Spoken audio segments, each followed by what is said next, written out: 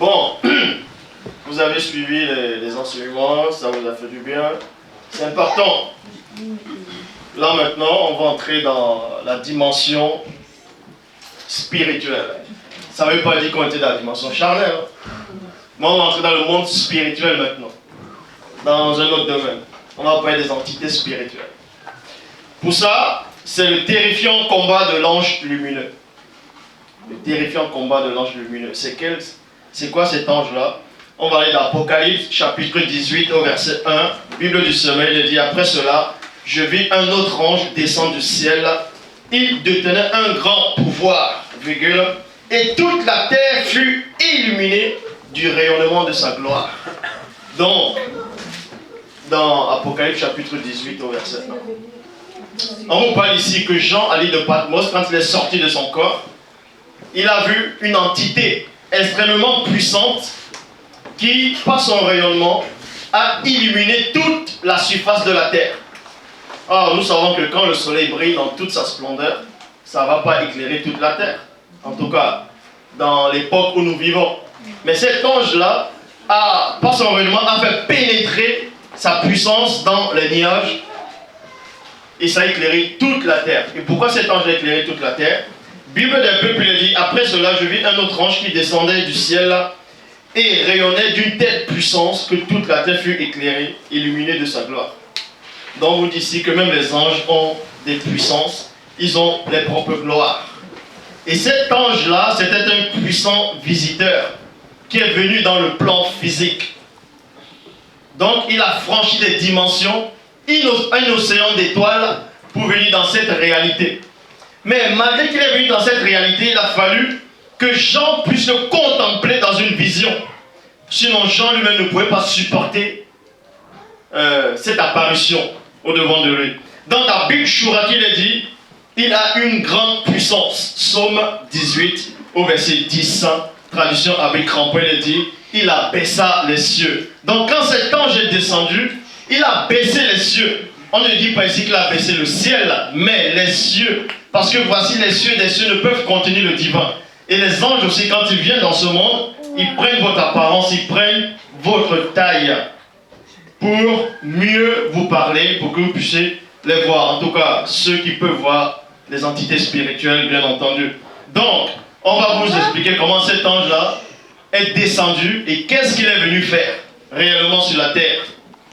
Donc, je repars dans Apocalypse chapitre 18 au verset 1, Bible des peuples. Après cela, je vis un ange qui descendait du ciel et rayonnait d'une telle puissance que toute la terre fut illuminée de sa gloire. Psaume 18 au verset 10. Il abaissa les cieux et descendit. Une sombre nuée plutôt était sous ses pieds. On vous montre comment ça descend. En gros, il n'a pas connu le déploiement. Il est juste descendu. Et Ésaïe chapitre 60 au verset 1, lu second 1910. Lève-toi et sois éclairé car ta lumière arrive et la gloire de l'Oba se lève sur toi. Donc, cet ange-là est venu pour délivrer le peuple qui était plongé dans les ténèbres, dans l'obscurité. C'est ça qu'on vous dit ici dans Ésaïe chapitre 60 verset 1. Lève-toi, sois éclairé car ta lumière arrive. Cet ange-là descendait déjà parce que pour libérer quelqu'un des ténèbres, il faut déjà que toi, premièrement, tu puisses dominer les ténèbres, que tu puisses être lumière. Parce que les ténèbres ne vont pas délivrer celui qui est dans les ténèbres. Il faut, pour délivrer quelqu'un qui est dans les ténèbres, il faut que toi-même tu sois lumière. Donc, lève-toi et sois éclairé. Donc, quand cet ange-là descendait, il s'adressait déjà à ceux qui étaient initiés, à ceux qui étaient connectés déjà, à ceux qui subissaient déjà le joug du jadis. Et sois éclairé car ta lumière arrive. Pendant que cet ange-là descend, il a fallu que ceux qui sont d'abord initiés puissent voir d'abord cet ange-là. C'est pour ça que l'ange a été vu par Jean. Parce que Jean était déjà devenu une lumière. Comme le Christ lui dit, vous êtes la lumière du monde. Et Jean avait vu cet ange-là, mais sauf que ceux qui vivaient dans les ténèbres n'avaient pas encore vu cet ange-là. Et la gloire de l'homme se lève sur toi. Matthieu chapitre 4 verset 16. Ce peuple assis dans les ténèbres a vu une grande lumière. Et sur ceux qui étaient assis dans la région de l'homme de la mort, une lumière s'est élevée. Vous voyez, est-ce que vous comprenez? Donc quand vous vivez dans les ténèbres, ça symbolise quoi? Les mauvaises choses, les murmures, les mauvaises pensées, le congossa, bref, tout ce qui ne plaît pas au divin, tout ce qui empêche que vous puissiez accéder à la connaissance absolue, c'est-à-dire au mystère de la fusion. Et ce peuple-là, qui est ce peuple-là aussi devant vous, sont en train de voir la grande lumière par la parole. Et cet ange-là a dégagé sa lumière par son rayonnement, a éclairé toute la terre. Parce que le but de Dieu, c'est pas que l'homme puisse mourir, c'est pour que le peuple puisse être sauvé. Donc en cela, il va éclairer toute la terre. La chance n'existe pas, mais Dieu fait grâce. Il donne sa lumière à toute la terre, de même qu'il fait pleuvoir sur les bons et sur les mauvais. Donc l'ange doit illuminer toute la terre pour tous ceux qui vont recevoir cette grâce-là. Cette lumière vienne vers cette lumière-là. Ésaïe chapitre 60 au verset 19. Ce ne sera plus le soleil qui t'éclairera de lumière pendant le jour, ni la lune qui t'éclairera de sa quoi? De sa lueur. Donc, on vous apprend ici, dans Ésaïe chapitre 24 au verset 23. Ésaïe 24 au verset 23, il est dit, la lune sera couverte de honte et le soleil de confusion. Mais on ne parle pas de ce soleil qui représente les deux témoins du mystère de l'homme, du début de la Genèse. C'est-à-dire de l'origine cosmogonique. Mais ce soleil-là représente ici, dans cet enseignement, d'autres formes d'entités. Parce que le soleil, les gens ont besoin du soleil. Et le soleil, dans la Grèce antique, représentait qui? Quel faux Dieu? C'est quel faux Dieu qui portait le soleil? C'était qui? Dans la mythologie grecque. Non. C'était qui? Qui portait le soleil sur le char? Apollon. Donc, on vous montre ici, la lune sera couverte de honte et le soleil de confusion. Pourquoi? Parce que dans Ésaïe chapitre 60 au verset 19, il est dit, ce ne sera plus le soleil qui te servira de lumière pendant le jour. Parce que cet ange-là vient, ce messager vient, ce visiteur puissant, il entre dans cette réalité-ci pour éclairer le peuple de Dieu. En cela, on dit dans Job, chapitre 34, au verset 22, il n'y aura ni ténèbres, ni ombre de la mort, où puissent se cacher ceux qui commettent l'iniquité. C'est en cela où, dans Apocalypse, chapitre 18, au verset 1, cet ange-là a éclairé toute la terre. Comme ça, quand tu commets le péché, quand tu commets le mal, quand tu commets l'iniquité dans les ténèbres, la lumière va te surprendre. En cela, quand la lumière te surprend, tu n'as plus envie de commettre l'iniquité. En gros, on te dit, repens-toi. Là, c'est l'ange qui éclaire. Et dans Hébreux chapitre 4, verset 13, nulle créature n'est cachée devant lui, mais tous sont en nu et à découvert aux yeux de celui à qui nous devons rendre compte. Parce que cet ange-là livrait déjà un combat terrifiant. Jérémie chapitre 16, au verset 17, car mes yeux sont tentatifs à toute leur voix. Donc cet ange-là est en train de voir tout ce qui se passait. Cet ange assistait aux œuvres mauvaises qui se produisaient sur la terre. C'est pour ça que son rayonnement a éclairé, même dans les ténèbres, je parle fort, a éclairé même dans les ténèbres les plus obscures. Donc, Jérémie chapitre 16 au verset 17, car mes yeux sont attentifs à toute leur voix. C'était cet ange-là qui est attentif à tout ce qui se passe sur la terre.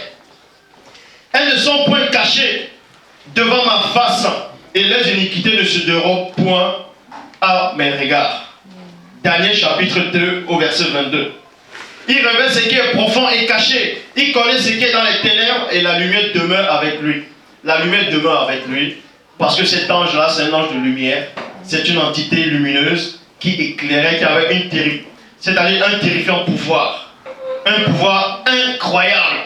Et il n'y avait pas de protocole. Cet ange-là était accompagné, il n'était pas accompagné, il était tout seul. Mais tout à l'heure, vous allez voir que quoi qu'il était tout seul, il y avait néanmoins un autre qui devait venir après. Donc, dans Psaume 104, verset 2, la lumière t'enveloppe comme un vêtement. C'est pour ça qu'on vous dit dans Apocalypse chapitre 18, verset 1, cet ange-là brillait comme, c'est-à-dire c'était une lumière, toute la gloire illuminait toute la terre, parce qu'il était enveloppé de cette lumière comme un vêtement. Psaume 48, verset 5, Nouvelle Bible seconde, il est dit, car les rois se sont ligués, ils se sont avancés ensemble. Là, on entre dans le combat.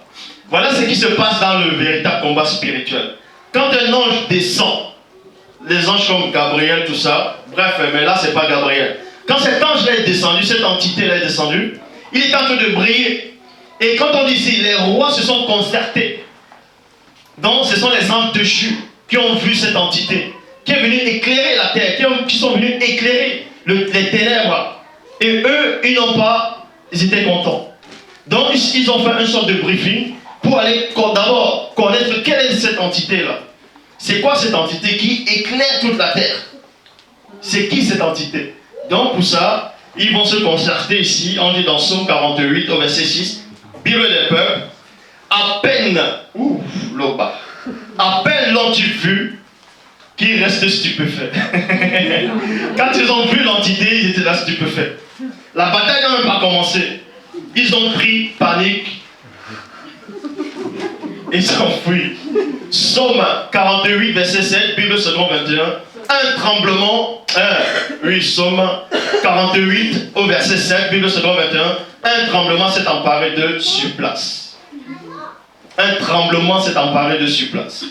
Virgule, comme la douleur s'empare d'une femme qui accouche.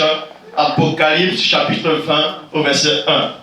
Parce que cet ange-là a, en gros, puisqu'on vous dit dans Psaume 119, 105, ta parole est une lampe à mes pieds et un flambeau sur mon passage. Et on vous dit qu'il y a toujours un guide, l'ange de Dieu campe autour de ceux qui le craignent. Cet ange-là est venu éclairer la terre, est venu faire en sorte que l'homme sorte des ténèbres. Et derrière, quand il a fini sa mission, les entités qui travaillent avec Satan, quand ils ont vu l'ange lumineux, derrière, ils ont vu une autre entité qui est venue après. C'est en cela on va l'Apocalypse chapitre 20 au verset 1 qui dit, après cela, je vis descendre du ciel un ange qui avait la clé de l'abîme et une grande chaîne dans sa main. Quand ils ont vu cet ange, ils ont dit, oh, le tremblement les a saisis. Parce que Christ est sur la terre, les démons disent, c'est-à-dire, ils ne voulaient pas qu'on les jette dans l'abîme. En gros, ils ont supplié, nous on va pas dans l'abîme, on va nous plutôt ailleurs. Mais quand ils ont vu l'entité même qui a le contrôle de l'abîme, ils ont dit, oh, le tremblement les a saisis. Ils ont pris la fuite. Mais il y a un qui n'a pas pris la fuite.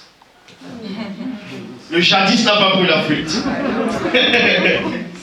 Il n'a pas pris la fuite, les autres ont pris la fuite. C'est ça qu'on dit dans l'Apocalypse chapitre 20, verset 2, Bible, parole de vie. Il saisit le dragon. Parce que le dragon n'a pas fui. Le dragon l'a sous-estimé. Parce qu'il a dit, je frapperai le berger, les brebis seront dispersées. Et vu que Satan ne veut pas, il veut rester en tant que berger dans son truc pour ne pas fuir. Mais sauf que ces brebis ont pris la fuite et ils ont le choc maintenant. Il saisit le grand dragon, le serpent ancien qui est le diable et Satan et l'enchaînant pour 1000 ans. Verset 3, Bible seconde 21. Et le jeta dans l'abîme, il ferma et c'est là l'entrée de dessus de lui, pour qu'il n'égare plus les nations jusqu'à ce que les 1000 ans soient accomplis. Après cela, il faut qu'il soit relâché un peu de temps. Apocalypse chapitre 9 au verset 11, il est dit, elles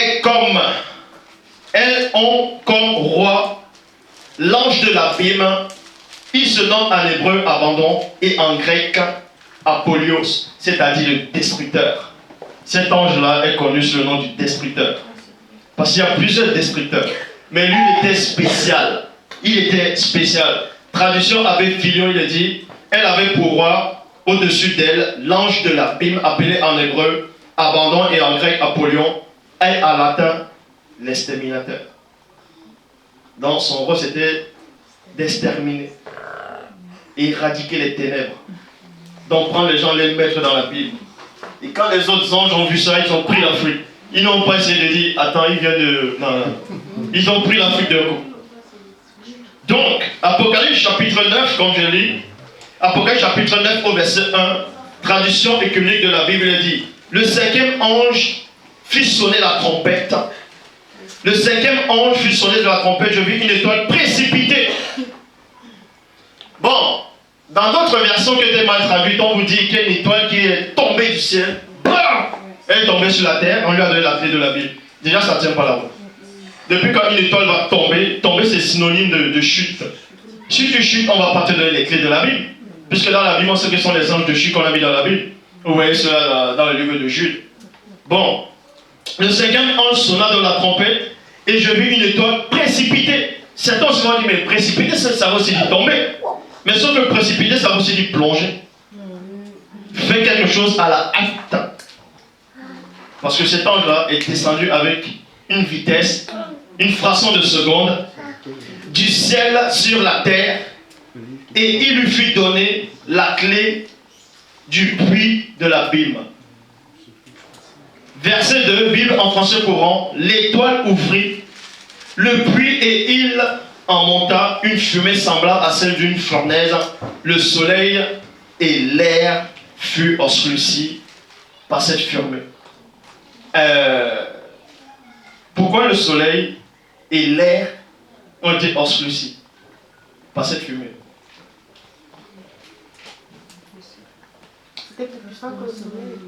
Comment? Mais pourquoi on parle de l'air? Les esprits de l'air. Dans 2. Donc, il faut obscurcir d'abord même l'air, l'atmosphère où ces esprits-là résident. On obscurcit ici, c'est quoi? Ça symbolise quoi? Les ténèbres.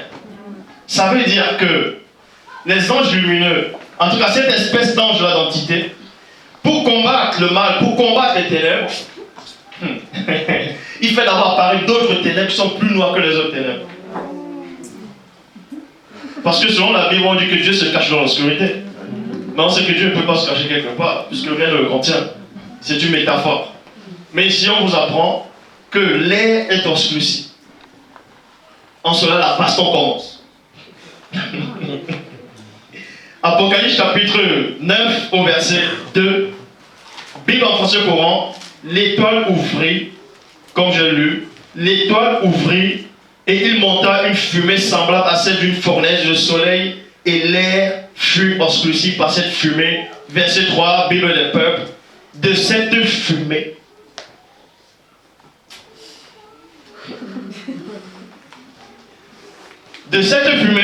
là ça se passe maintenant dans l'obscurité.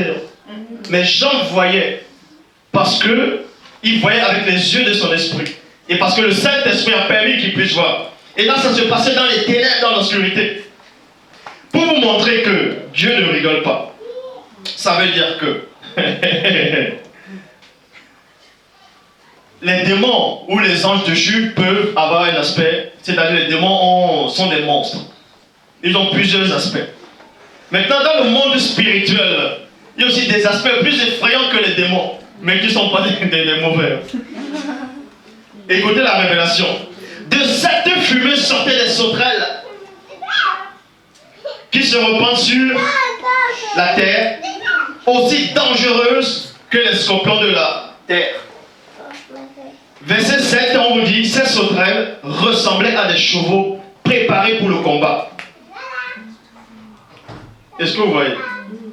Si on fait 1000 ans, en faisant 2000. Ressemblaient à des chevaux pour le combat. Ils avaient sur les têtes comme des couronnes semblables à de l'or. Et les visages étaient comme des visages d'hommes. Vous avez déjà vu des sauterelles qui sont comme des chevaux, qui sont comme des... C'est encore quoi ça? Si vous les voyez, vous pensez que ce sont des démons. Donc, dans l'esprit de l'air, les esprits de l'air, on va obscurcir, et maintenant de cette fumée, ces entités-là vont apparaître. Ce sont des hybrides. Parce que ce sont des métaphores, on parle avec des images. Mais derrière, c'est un combat qui devait s'apprêter. En cela, il est dit dans Job 26, au verset 6, devant lui, le séjour des morts est nu, la Bible n'a point de voile. Luc 8, 31, Bible du semeur. Ces démons suppliaient Christ de ne pas les ordonner d'aller dans la Bible. Parce qu'on sait ce qui sort de cette Bible, de cette Bible. En tout cas de l'obscurité, de cette fumée-là. 2 Pierre 2, 4. Car si Dieu n'a pas épargné les anges qui ont péché, mais s'il les a précipités dans les abîmes de ténèbres et les réservés pour le jugement. Les anges ont peur de ce qu'il y a dans l'abîme. Parce qu'il y a des entités qui gardent l'abîme. Et eux, ils sont différents des autres entités. En gros, ce sont les gardiens du puissant fond. C'est en cela où, même le monde scientifique, quand ils essayent de voir, bon, je vais prendre l'exemple, sur le film hollywoodien, bon, pas hollywoodien, mais je crois franco-français, américain, tout, sur Lucy. On fait croire que Lucie, elle atteint 100% de son cerveau et qu'elle est devenue soi-disant les faux dieux. Mais j'ai rigolé à la fin parce que quand elle arrive soi-disant à 100%, on montre comment le Big Bang commence. Et après, avant le Big Bang, on montre l'obscurité. Et là, ça s'arrête. Ils ne peuvent pas savoir ce qu'il y a après l'obscurité. Alors, on vous dit ici, là, 16 entités, ils protègent le puissant fond. Parce qu'il se cache aussi derrière l'obscurité. Sans cela, on dit que l'Esprit de Dieu se mouvait au-dessus des dons de l'obscurité. En cela, derrière l'obscurité, l'homme ne sait plus ce qu'il y a de l'autre côté. Parce qu'il y a des gardiens, on les appelle les gardiens de la mémoire. Je crois que je parle trop là. Donc, 2 Pierre 2, 4. Car si Dieu n'a pas épargné les anges qui ont péché, mais qui les a précipités dans les abîmes des ténèbres et réservés pour le jugement. Apocalypse chapitre 18 au verset 2. Bible des peuples. Aïe. Apocalypse chapitre 18 verset 2. Après ce combat spirituel, quand l'ange de l'Apocalypse 20 est descendu, quand il a enchaîné le diable, quand ces esprits hybrides sont sortis, il y a eu un combat pour que le peuple de Dieu sorte du joug. Et quand le combat est fini, de même que Christ a dit, quand la lumière est revenue, il a dit, tout est accompli. Apocalypse chapitre 18 au verset 2, Bible des peuples, il dit, il cria d'une voix puissante. Elle est tombée, Babylone. Babylone, entre parenthèses, c'est quoi? C'est Babel, la porte des dieux. Donc, l'esprit de l'air aussi est tombé. Pour que l'homme soit libéré complètement de ses pensées. Donc, l'ange crie maintenant, elle est tombée, Babylone la grande. Elle est devenue une demeure de démons, un abri pour tout esprit impur, un repère d'oiseaux impur, indésirable. On vous montre comment ça se passe dans le plan spirituel. Si Dieu vous ouvre l'esprit, là maintenant, les yeux de vos esprits, pour voir le combat qui se déroule là, pour vous, vous n'allez plus dormir. Vous allez avoir peur de dormir. Eh oui, vous allez avoir peur de dormir. En ceci, je vous dis, Dieu vous aime beaucoup. Franchement, n'abandonnez pas. Peu importe les difficultés, peu importe les situations, gardez l'espoir. Vous n'êtes pas venus sur la terre pour vivre comme tout le monde. On ne vous a pas créé pour être des figurants. Soyez des acteurs et des actrices. Pas des acteurs et actrices hollywoodiens. Mais apprenez réellement à connaître qui vous êtes. On ne vous a pas créé juste pour vous créer, pour vous faire plaisir. Vous avez un but. Soyez conscient de ça. Pensez à la génération à venir. Pensez à vos enfants. L'héritage que vous allez les léguer. Ce que vous devez les aplanir le chemin là maintenant pour eux. Parce que les apôtres, regardez même le Christ. Jean-Baptiste est venu aplanir le chemin du Christ. Parce que Christ ne devait pas venir directement comme ça. Il a fallu quelqu'un qui trouble là-bas. Parce que les pharisiens avaient peur de Jean-Baptiste. Jusqu'à un moment où on était obligé d'envoyer les Lévites pour poser les questions à Jean le Baptiste. Parce que, pourquoi poser les questions à Jean le Baptiste par les Lévites? Parce que les Lévites sont ceux qui marchaient avec Dieu, qui faisaient ce qui était bien devant le divin. Et Satan le savait. C'est vrai qu'on envoie quelqu'un qui a à peu près la même foi que Jean-Baptiste pour qu'il puisse s'adoucir. Mais Jean ne s'est pas adouci. Il les a regardés. Et qu'est-ce que Jean a dit?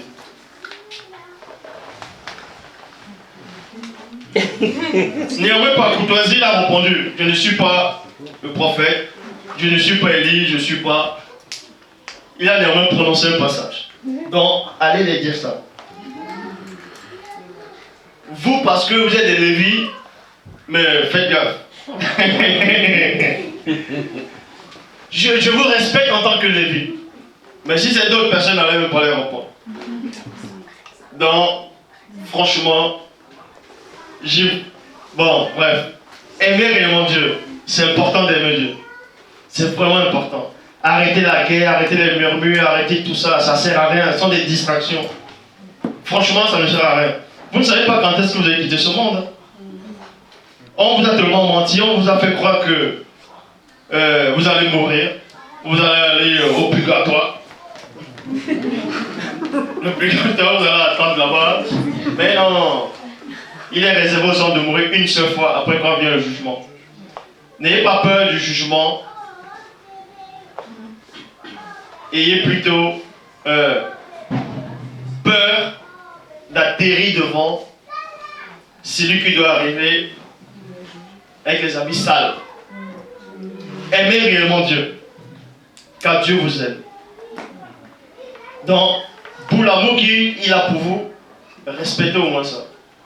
Redonnez-lui ça. Aimez Dieu, non pas, allez vers Dieu, non pas parce que il va vous donner une récompense. Il ne faut pas servir Dieu parce que vous voulez une récompense. Dieu, c'est déjà la récompense. C'est la parole que vous écoutez, c'est déjà une récompense. Aimez Dieu sincèrement. Si vous avez des problèmes, des difficultés, il y a déjà un programme. Regardez même dans les fausses églises. Ils vont à l'église quand presque tous les dimanches. D'autres vont péter les nuits de prière, tout ça. Mais là, il y a un programme qui est en route, c'est tous les jours. À part samedi et dimanche. Alors, vous n'êtes pas gâtés comme ça? Aimez réellement Dieu. Aimez réellement Dieu.